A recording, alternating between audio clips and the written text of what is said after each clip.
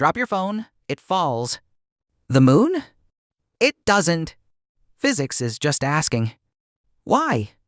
You don't need calculus for that. You just need curiosity. Physics sounds like a scary subject, but it's really just about noticing how the world works. Think of walking.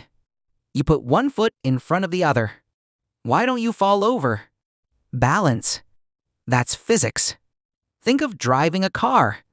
You press the gas, it speeds up. You press the brake, it slows down. That's forces. That's physics. You drop your coffee, and it always falls down. Why not sideways or up? Gravity.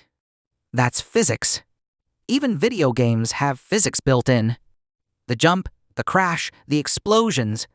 The computer has to fake the laws of physics so it looks real. So what is physics? It's the study of motion, forces, and energy. Nothing mysterious. Just the rules of the universe's game. And the best part? These rules don't care if you're Einstein. Or just a kid curious about the stars. They're the same for everyone. Here's a simple example. If you drive 60 miles in 1 hour, your speed is 60 miles per hour. That's it. Distance divided by time. Physics isn't about complicated math. It starts with simple algebra. So physics is curiosity plus a little bit of math.